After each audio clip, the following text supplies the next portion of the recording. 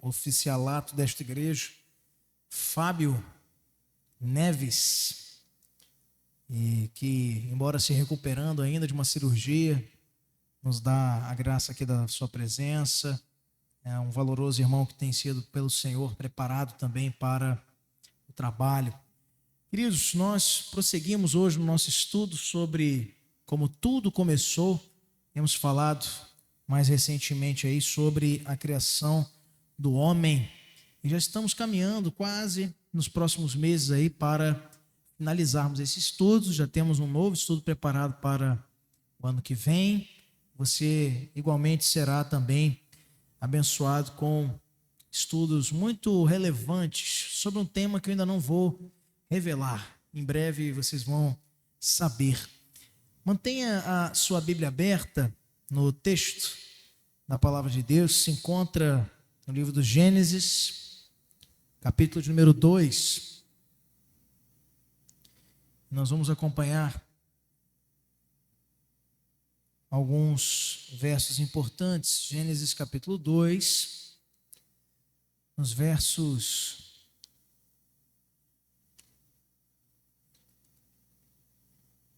de número 24 até 30, de 22 até 25. Gênesis capítulo 2, de 22 a 25. E a costela que o Senhor Deus tomara ao homem, transformou-a numa mulher, ele a trouxe. E disse o homem: esta, afinal, é osso dos meus ossos e carne da minha carne, chamar-se-á varoa, porquanto do varão foi tomada. Por isso, deixa o homem pai e mãe e se une à sua mulher, tornando-se os dois uma só carne.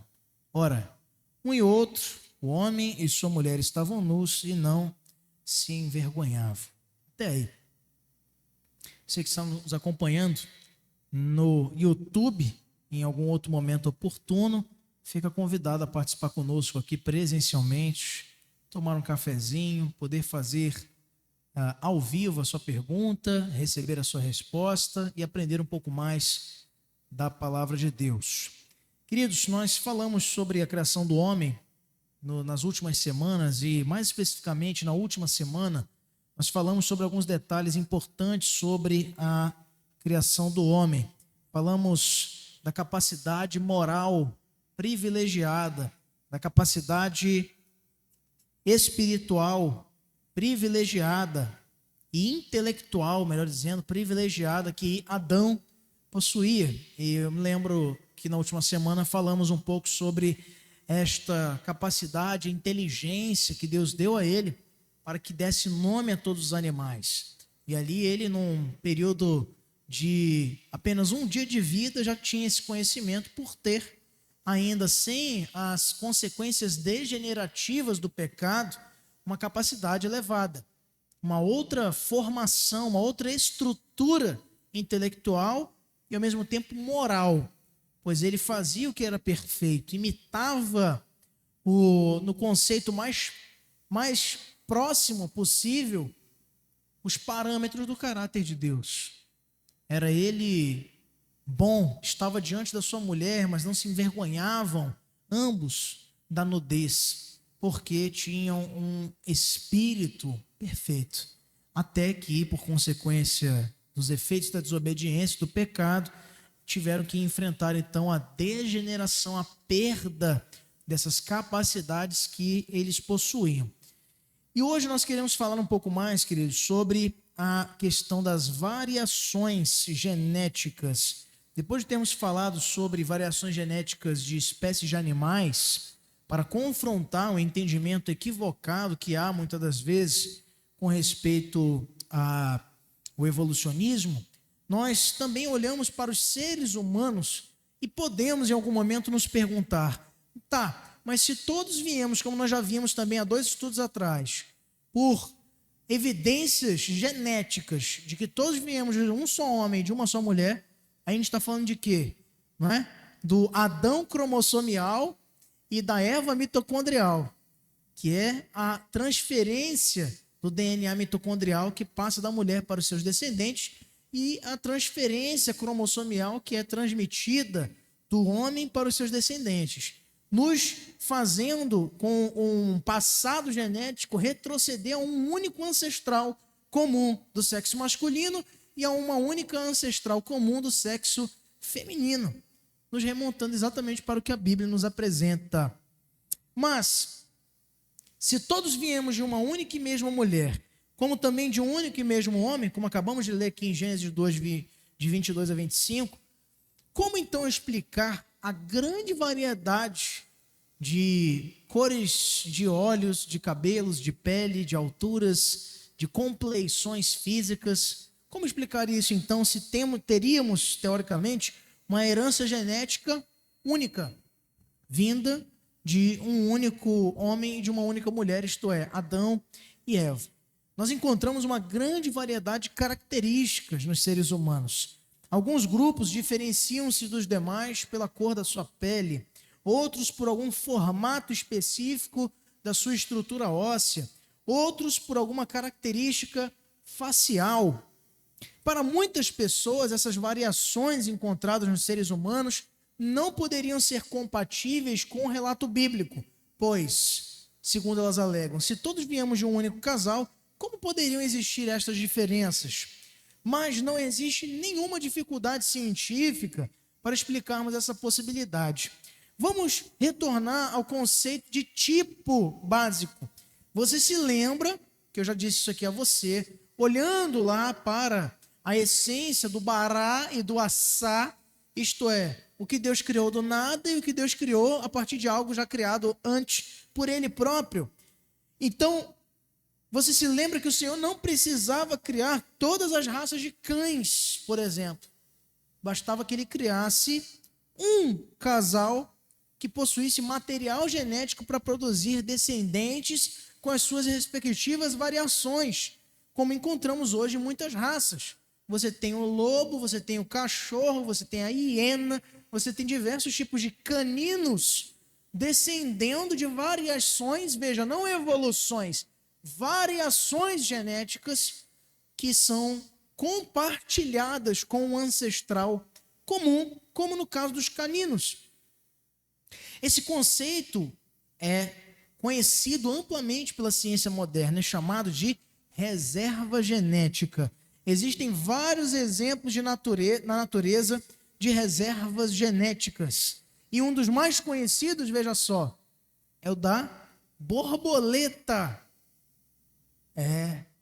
A metamorfose da borboleta. A sua vida consiste em 4 ciclos distintos e todos com a mesma reserva genética, mas que nos desafia a pensar como que pode um ser que voa antes disso ter sido ovo e depois larva e depois pupa e para finalmente imago, que é a fase adulta que nós conhecemos, tão bonita, tão bela, tão fascinante, as borboletas na primavera voando entre as flores do seu quintal, ou da sua varanda, ou da sua janela, ou em qualquer lugar. Fato é, dentro de um pequeno ovo com menos de 1 milímetro de diâmetro, está guardada uma informação genética de um bicho que vai ter asa, mas que não tem de cara, que vai passar por alguns processos cíclicos da sua evolução genética. A fase mais impressionante é a terceira, chamada de pupa.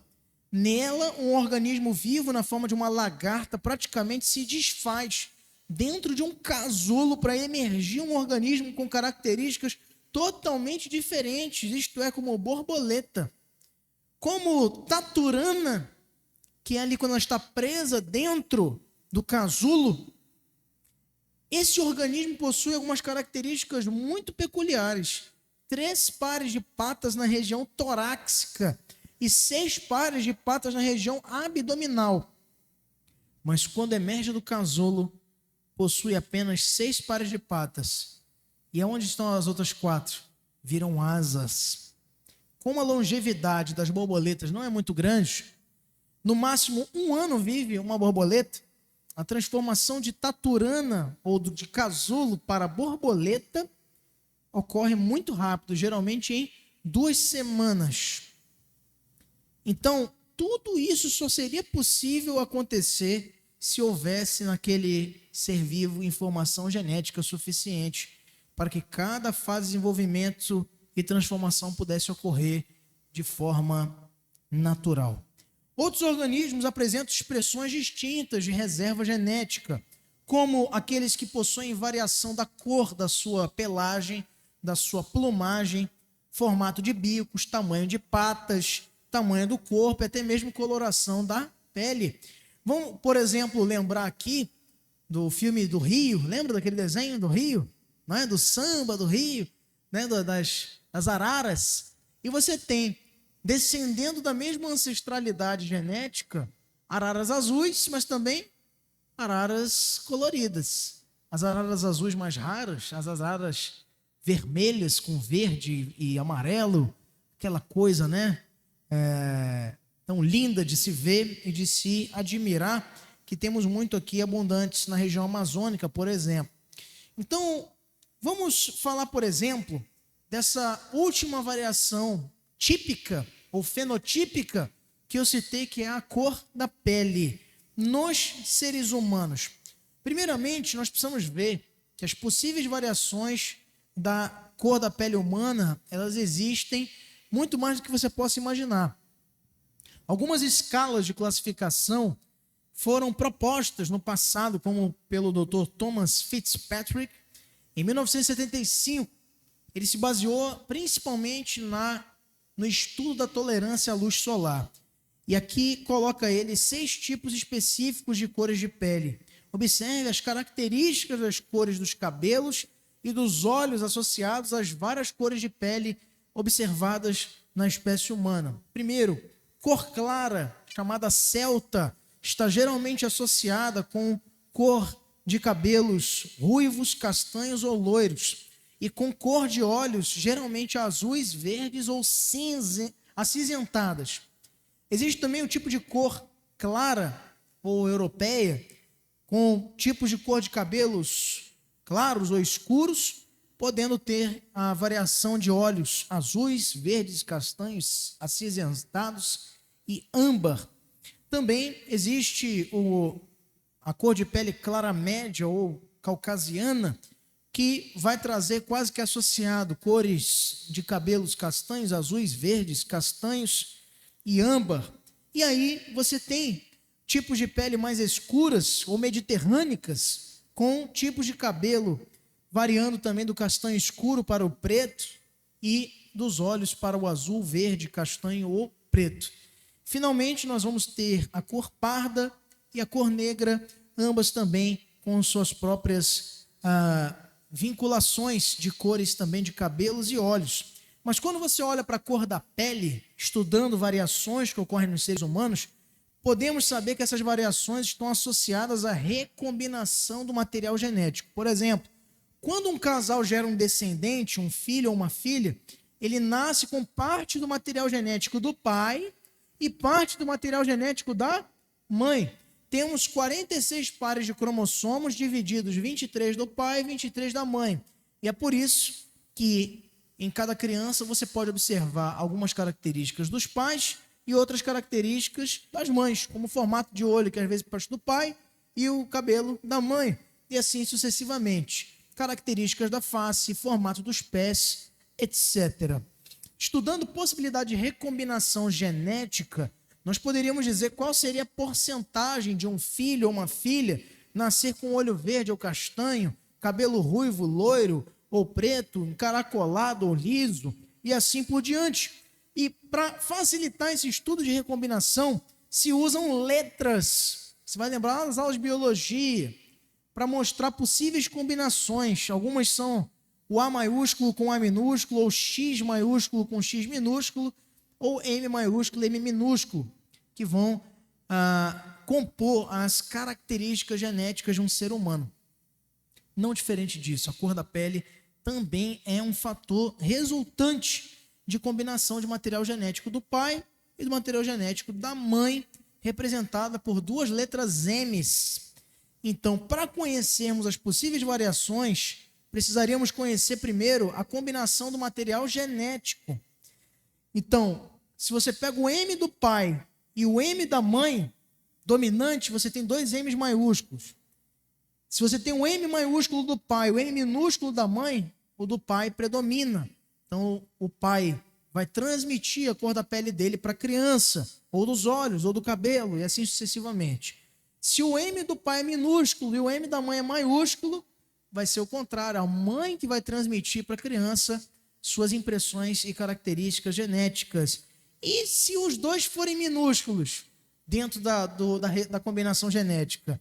Serão, então, miscigenadas as características de ambos, porque nenhuma das duas é dominante. Então, teríamos, por meio dessas combinações, representação de 3 possibilidades distintas de cor de pele.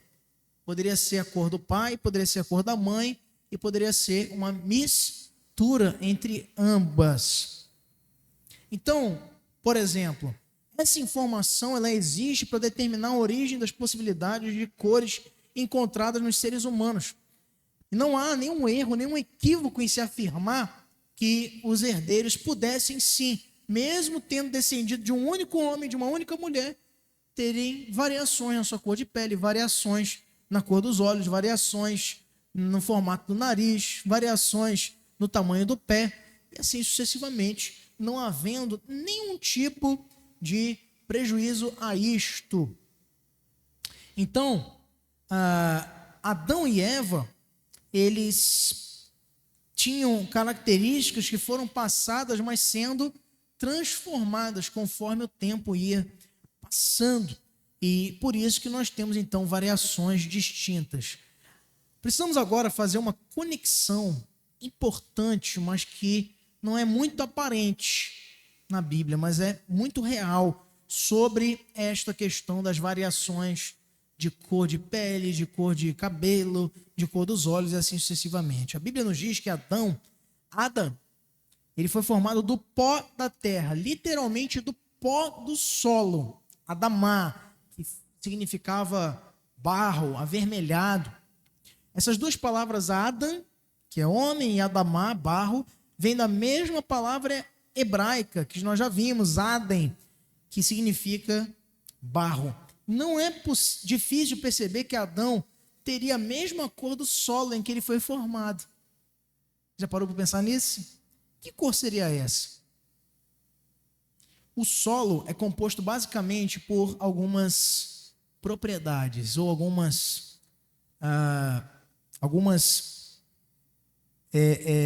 composições materiais. Por exemplo, argila, limo, areia, e essa cor vai depender muito do tipo e da quantidade desses elementos e dos compostos químicos encontrados nesses 3 materiais, argila, limo e areia. Um tipo de camada muito comum encontrada no subsolo dessas massas continentais é o saprolito. E nos afloramentos, sua cor avermelhada é muito evidente, devido aos compostos ferrosos, da hematita e do ferro. Esse tipo de solo possui todas as pequenas variações de cores encontradas na pele que teria tido o formato MMM maiúsculo e MMM minúsculo, ou seja, a cor da pele de Adão e de Eva. Baseado na genética que você conhece hoje, somente um casal que tivesse a cor do solo poderia ter produzido descendentes com todas as variações de tonalidades de peles encontradas hoje. Sabe o que isso significa dizer? Sabe o que isso significa dizer? Você que veio aqui não perder essa informação. Adão e Eva não poderiam ter sido brancos. Porque se eles tivessem sido brancos, toda a humanidade seria composta apenas de brancos. Adão e Eva não poderiam ter sido negros, pois se tivessem sido, toda a humanidade teria sido apenas composta de negros, sem nenhuma outra variação. Entretanto, eram eles compostos por uma cor distinta. Cor de solo, avermelhado, Adamá, possibilitando variações distintas. Na terra você encontra areia branca e também a terra para adubar, mas é escura. Você encontra também tons médios, diferentes tonalidades. O barro, composição principal da formação humana. Esses estudos dos detalhes apresentados nesse relato bíblico revelam não somente aspectos fundamentais da nossa origem, como também respondem a perguntas sobre aspectos intrigantes da variedade que encontramos hoje entre nós mesmos. Diante disso, nós somos levados a dizer, como salmista, no Salmo 139, versos 17 e 18, como são preciosos para mim os teus pensamentos, ó Deus. Como é grande a soma deles, se eu os contasse, seriam mais do que os grãos de areia, porque não tem fim. O Senhor fez tudo perfeito, e por isso fez Adão e Eva com uma cor que possibilitasse a seus descendentes experimentar toda sorte de variações. Isso não é apenas Bíblia, isso também é genética. E em segundo e último lugar, meus irmãos, nós queremos olhar um pouco para a fé. Mas fé, a gente está falando de ciência, de como tudo começou, de biologia, de genética. Como foi visto já no começo do nosso estudo, a interpretação literal dos capítulos iniciais de Gênesis não tem nenhuma dificuldade científica. É possível e é plausível. Obviamente, ela não é compatível com a proposta evolutiva e não teria como ser mesmo. Mas a proposta evolutiva, como o nome já diz, é uma proposta, é uma teoria, mas colocada em forma de teoria e longe de ser um fato inabalável da ciência. Por meio de estudos científicos baseados nas leis da natureza e nos processos naturais, nós podemos demonstrar que tanto o universo quanto a vida teriam sido criados. Isso é lógico, pois pelos processos naturais e pela lei da natureza conhecidos, tanto o universo quanto a vida jamais teriam vindo à existência espontaneamente ou sem razão prévia. Isso é um fato científico que pode ser demonstrado em qualquer laboratório por qualquer cientista, sendo ele de posicionamento evolucionista ou criacionista. Bilhões de anos e pequenas variações certamente não teriam produzido nem o universo, nem a vida, nem as forças da natureza, porque tempo, milhões ou bilhões de anos, não processo natural, não geram automaticamente a vida. Processos naturais ocorrem no tempo e as variações são resultantes desses processos naturais, mas elas mesmas não são os processos naturais. Assim, nós podemos afirmar que tanto o universo quanto a vida foram criados porque o processo natural é conduzido por alguém. Pela evidência científica espalhada, hoje, nós deveríamos ter como proposta mais razoável a ser aceita justamente a criação. Mesmo com toda essa evidência, com toda a tecnologia que dispomos, vemos com clareza que a vida não tem probabilidade matemática de ter surgido aleatoriamente. Não confie em mim, pesquise isso que eu estou dizendo a você. Não tem probabilidade matemática da vida ter surgido por acaso, porque a complexidade existente no universo e na vida não poderiam existir aleatoriamente, porque é impossível demonstrar cientificamente que todas as coisas foram e vieram por um acidente e não por um propósito. Mas também eu preciso dizer a você que não é possível provar cientificamente que as coisas foram criadas por Deus, como a Bíblia nos diz. Isso somente pode ser aceito pela fé.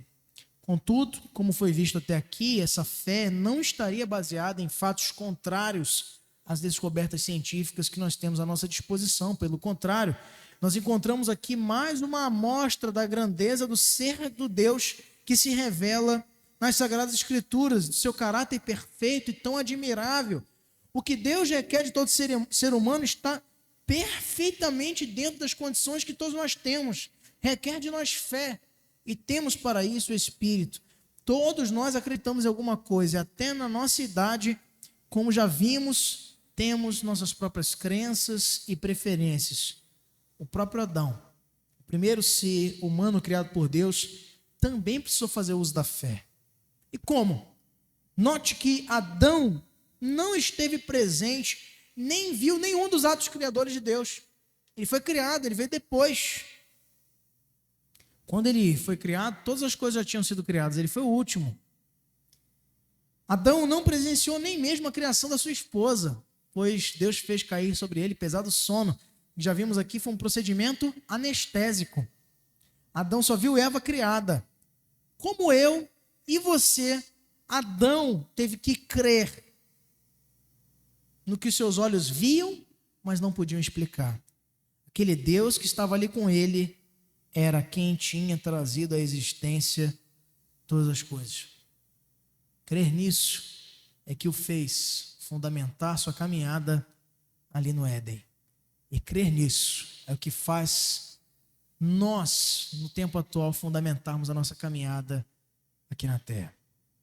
Até que ele nos leve para reparar todas as coisas e finalmente extirpar as consequências malignas e escravizantes do pecado que ofuscam a perfeição da criação do nosso Deus. Amém, queridos? Vamos ficar de pé, vamos encerrar nosso culto de hoje. Nós já deixamos o convite para você na próxima semana estar conosco, onde vamos dedicar mais algum tempo para falarmos sobre esse tema tão abençoador. Vamos, a partir de setembro, falar um pouco sobre cosmovisão e como que ter uma cosmovisão correta sobre a criação influencia nosso comportamento enquanto crentes. E até dezembro vamos percorrer esse caminho falando sobre a cosmovisão. Qual é o propósito pelo qual fomos criados e para onde temos que voltar os nossos olhos? Que tipo de óculos nós temos colocado para ler as coisas ao nosso redor? Isso é cosmovisão. Feche seus olhos, vamos orar ao Senhor, rogando a Ele sua proteção, sua direção para o nosso retorno para os nossos lares. Você que nos acompanhou até aqui no YouTube, fica convidado mais uma vez a estar conosco. Senhor Jesus, obrigado, Pai, por essa